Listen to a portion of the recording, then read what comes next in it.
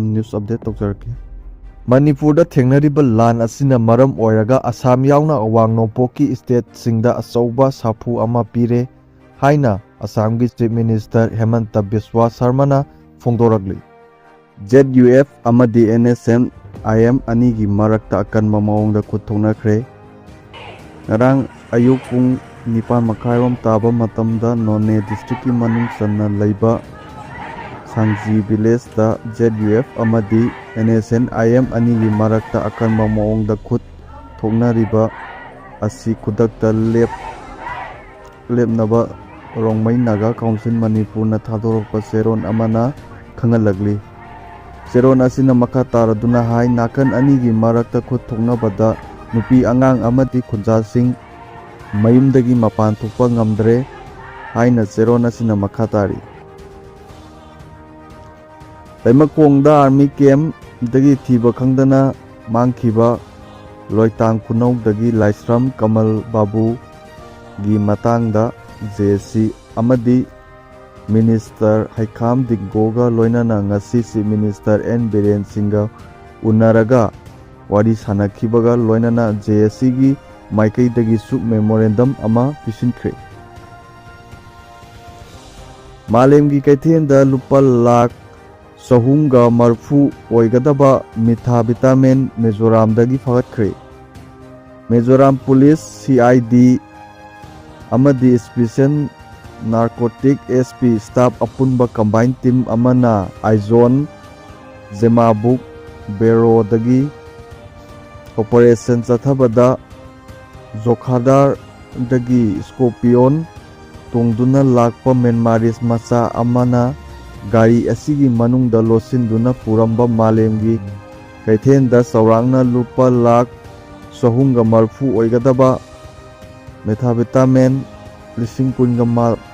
kg packet 30 da haptuna purambadagi phagatpa ngamkhre Police na faraba mioi adu Myanmar dagi Thanglan Maui kawi hairi makha taba legal action Laukhatnaba case ama register tokre haina pawasna makhatari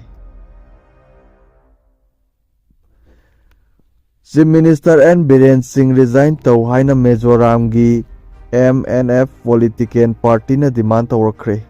yumtangnaba state Mizoram gi khwaidagi chawba political party ama oiba Mizo National Front MNF na Manipur gi Chief Minister N Biren Singh bu Resign Tou Haina demand tawrakre wafam asing asi Aizonda MNF party gi asigi General Publicity Secretary BL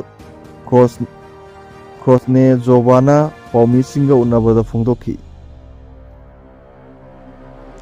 Laimakong army camp da Kamal Babu mangkhibaga mari lainana koko komna demand kaya tawrakre Laimakong army camp manungda Laisram Kaman Babu thiba khangdana lairiba asigi matangda Manipur Sarkar Bharat Sarkar Ministry of Defense amadi mari lainaba authorities singna issue asigi matangda haksinna launaba Coordination Committee on Crisis of Maitai Manipur koko komna hadorokpa seron amana khangalagli loinana seron aduda demand kaya amasu tawragli Airiba demand sing adudi mangkiba mioi adubu thiba fangnaba search operation chathaba specialist team amadi mari lainaba resourcing deploy tawduna investigation chathanhanba matamgi oiba ipau imung manung amadi public miyam da khanghanba amadi asigumba thodok asi army camp manungda amuk hana thohandanaba haiba demand sing seron aduda palli nan loken amagi asiba haksang leiramle Imphal police station ge manung sanna laiba khuyathong PCTC oil palm gi manakta nan loken amagi asiba haksang leiramle hairi asiba haksang asi ngarang nungthin pung mari makhairom tarakpa dwaida thengnarakibani hairi Laikidraban nal loken adu silsar dagi Ajay Das ꯆꯍꯤ 38 ꯑꯄꯣꯛꯄ ꯁꯨꯔꯦꯟꯗ꯭ꯔ ꯗꯥꯁ ꯀꯧꯏ ꯍꯥꯏꯔꯤ꯫ ꯃꯍꯥꯛ ꯃꯇꯧ ꯀꯔꯝꯅ ꯁꯤꯔꯝꯂꯤꯕꯅꯣ ꯍꯥꯏꯕ ꯈꯪꯕ ꯉꯝꯗ꯭ꯔꯤ꯫ ꯑꯗꯨꯝ ꯑꯣꯏꯅꯃꯛ ꯃꯌꯥꯏ ꯀꯥꯕ ꯆꯤꯟꯖꯥꯛ ꯀꯥ ꯍꯦꯟꯅ ꯆꯥꯁꯤꯟꯕꯗꯒꯤ ꯁꯤꯔꯝꯕ ꯌꯥꯏ ꯍꯥꯏꯅ ꯊꯥꯖꯅꯔꯤ꯫ ꯄꯨꯂꯤꯁꯅ ꯃꯤꯁꯤ ꯑꯁꯤꯒꯤ ꯃꯔꯤ ꯂꯩꯅꯅ ꯑꯟꯅꯦꯆꯔꯦꯜ ꯀꯦꯁ ꯑꯃ ꯂꯧꯈꯠꯈ꯭ꯔꯦ ꯍꯥꯏꯔꯤ꯫